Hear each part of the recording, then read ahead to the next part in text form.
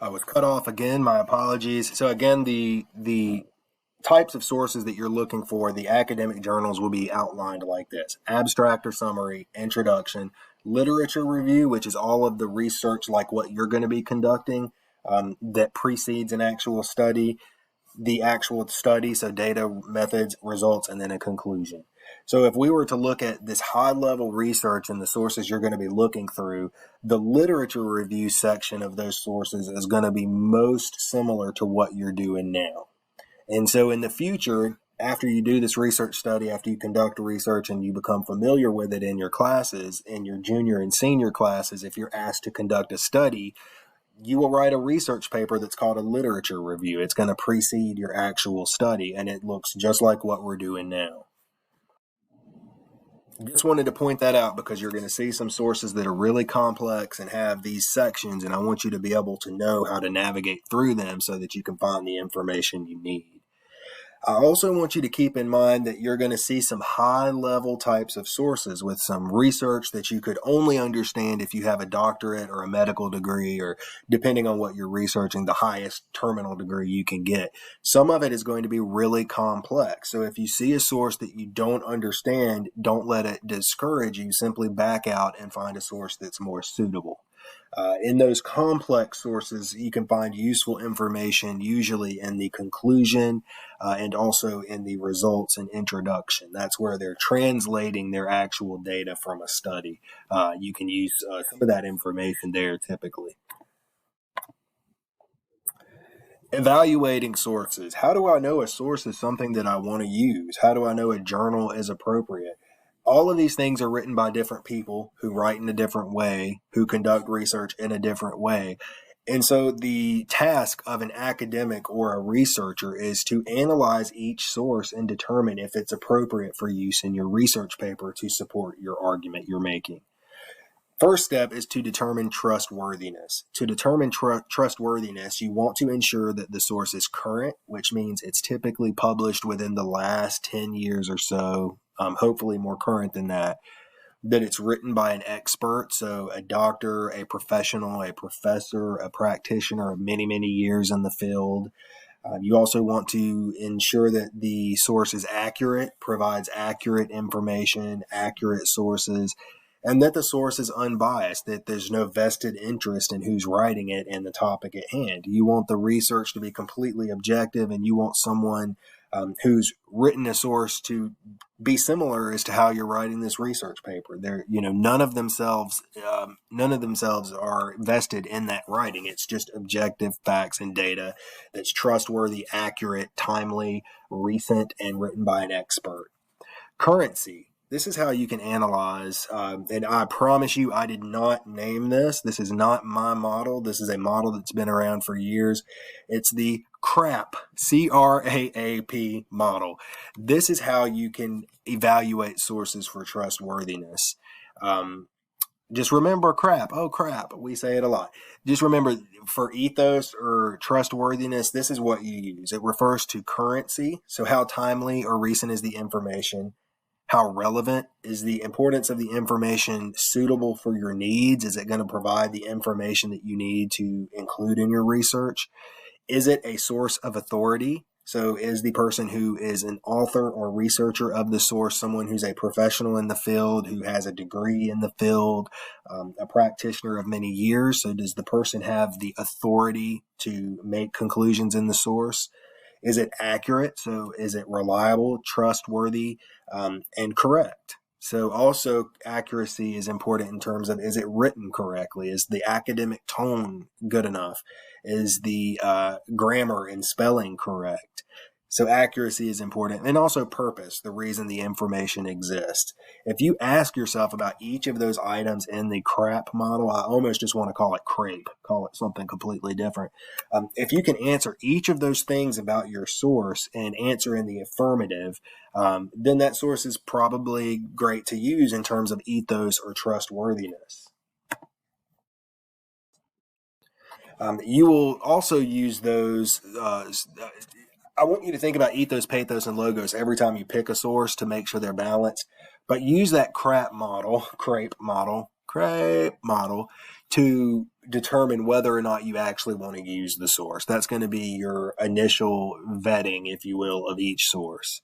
I will have some worksheets available that you can print out and actually use these and write the answers to those questions as you navigate through finding your sources. When you read sources and you're not sure whether or not to use it, you can employ what we call the 4-move strategy to help you uncover the truth of a claim behind the sources you're reviewing. The first is to stop and think critically. Avoid being too emotionally charged or looking for information that confirms your own bias or what you find to be true. Have an open mind, be a critical thinker, and consider new or other topics or oppositional viewpoints and seek to understand.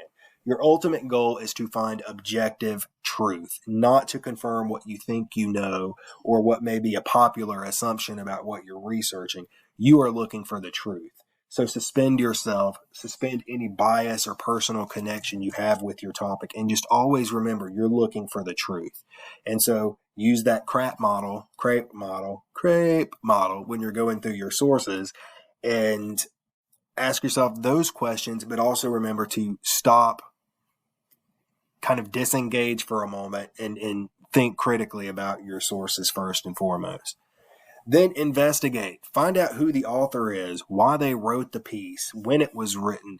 Do some investigation. You are essentially an investigator in the role of a researcher. You need to figure out all of these different pieces about your sources. It's not enough just to be able to find a piece that has information you think you can use. You need to be able to evaluate that source by ethos, pathos, logos. So knowing the author, knowing the author's experience, knowing the publication year. It's going to require you to do some digging and some actual research beyond just the convention of research and putting together a research paper. Remember, critical thinking, investigation. Find better coverage. Read laterally. Once you get to the source of a claim or the main point of an argument in a research paper, read what other people are saying about the source. So reading laterally, think of that visually as reading horizontally across many different sources. When you get to the heart of a particular source you want to use and you uncover the main claim they're making, look at what other people are saying about that claim, about that main point. That's where you're usually going to find a plethora of other research that's really tailored to the topic you want to look at or that you want to examine, and it will expedite the process somewhat. Trace claims, quotes, and media to the original source. So this is what's important about. In a previous lecture video, we talked about, primary sources, secondary sources, tertiary or third level sources. In academic journals, more times than none, you're going to see that it's a secondary or tertiary source. It's researchers referring back to other content, other research or original data that's been uncovered previously. Trace that back. Look at their references section in each source you're using and go back to that original source and see if you can use that source in some way in your own writing. So these are just 4 strategies about, how to generate more content, how to navigate through your sources. Stop, think critically, be an investigator, read laterally across many different sources once you find a claim. And then to go back, look through each source, look at their references section, and go back and look at some of the sources that's used in each source you plan to use. With that being said, that is just enough information to give you a theoretical introduction to what research is, to what you should be doing now in preparation of your research paper, and then also to be able to work with some of the worksheets I'm going to upload under research resources in Canvas. So your next step from here, May 13th at 5 o'clock p.m. Eastern is the deadline for this research paper. Right now, you should have a general idea of a research domain or a general research topic. Your idea right now, or the goal, is to take that topic and put it through the critical analytical framework. So conduct background research, see where that topic is in a general way, and then break that topic down into its elements. So based on what you find in your research, what exactly about that topic do you want to examine or explore? There should be 3 subsections in your research paper, much the same as in your essay. Finally, go ahead and start developing a more narrow topic based on what you find. So try to make this mimic the scope of a topic I've shown you in here in these slides. and then start developing your research questions. You should have about, I would say, 6 to 8. You can possibly have more open-ended research questions, and then you will take those questions and start looking for sources. And you will look in a slightly different way than you're thinking about looking. So what I'm going to do now, this is the last video I'm going to put to get everyone started. I'm going to show you how to start looking for these scholarly sources, because they're a little bit different than what you're thinking of as sources you might have used in high school or otherwise. So what I'm going to do is pull up here the Wingate library. I usually just Google it because I don't like getting lost in the website mapping of Wingate's website. The library is going to be your primary source. So after you conduct research, you can even conduct some of your research, your background research in Google, but you can also use the Super Search tool here at the Ethel K. Smith Library. This is what it looks like. And so this search bar here, consider it to be Google for the library. If you just enter a topic here, it's going to bring up all of the sources that the library has, but there's probably going to be many, many, many of them. So origins, let's do this, of COPD. And I just put that in, so it's going to give me the search results. Here we go. The first, if that's something specifically I want to look at, clearly that's not focused enough for a research topic. But if that's going to be one of my sections, or if I want to include that information in my introduction to the research paper, here are several articles right up front that would be great. So this one here, if you click on it, a lot of times you have to find the full text. So that's something I'll have to tell you about. But, this is how you can conduct some of that background research. And it tells you what kind of source it is. This is a journal article. So this would be a peer-reviewed journal article. So is this one. Just like any search engine, you can tailor your search here. So if you just wanted to look at books in the library, you can click Library Catalog.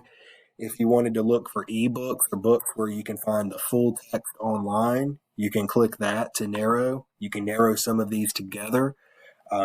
Because I'm requiring that so many of these be academic peer-reviewed journals, you would want to click Journal Article to filter by journal articles. You can also use dissertations or theses. So I think the library has this excluded. You can click that and look for dissertation or theses. So this is PhD research. In order for someone to get their PhD, they have to write a dissertation or a research project. Those are credible sources too, I think. And so peer-reviewed journals, dissertations, of course, books and ebooks, but also newspaper articles. I think that's something you have to be careful with. I would not include that in your original search, but by all means, depending on your topic, you can use newspaper articles, periodicals, those types of things. It's up to you as an academic to determine if those sources are credible. And so for this paper, the main thing you're going to be looking at is journal articles and dissertation or theses, and you just tailor your search. So clearly this search right here is really vague, the origins of COPD. We've got 1,238 results. That's clearly really broad. And at first glance, you might find something that, may work out for you, but your goal is to tailor your search results. I'm going to type in smoking because that might be something someone wants to research. Smoking is a cause of COPD. And so we reduced that 1,200 search results down to 384, and we have some articles that may be a little bit more suited to that keyword search. And here's the one that we've already looked at. You'll also notice that it says peer-reviewed here. It tells you usually the number of pages, so any information you find is going to be over here. And so, that's there for you to look and see. You can preview.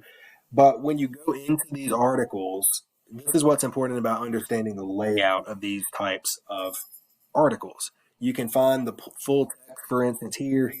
These are going to look different because when you click on each of these articles, they're in a different journal. They're in a different resource that looks different. Each article is going to be different, but they're going to have these same characteristics, right? It's going to have where you can click a PDF format. Here's the abstract. Here are the authors up here in order of importance. And so the abstract is going to give you the summary. most of these abstracts will give you certain keywords that you can use in your searches also.